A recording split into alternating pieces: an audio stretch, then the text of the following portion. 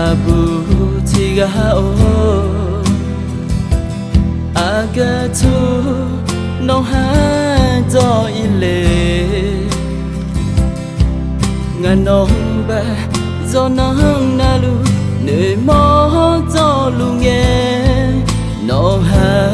aji dum doi do lu le uti dang le som ya nga ning ma nu shala aje bata ena no ang ma zamo nye olai zola no ang khuluma ola le no nga ha khulunge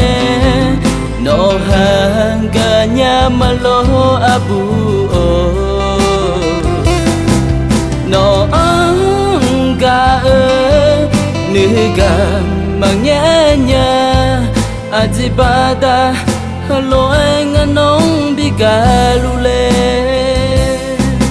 naga abu tiga ole no ha ola la lo luma hana ma amyang ko do ma si thi nga nong be lo luma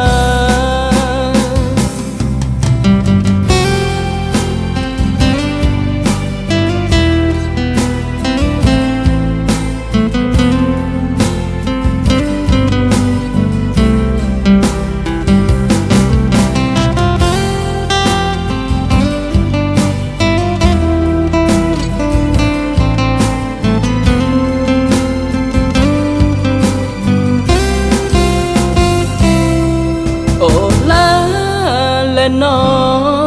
nga ha khulunge no hanga nya malo abu no anga niga mangenya ajibada lo nga nong bigalule gaga abu tiga ole no ha ola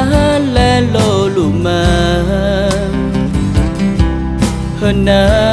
ma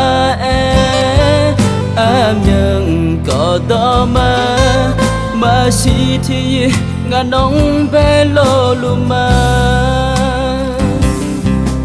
ma si thi nga nong be lo luma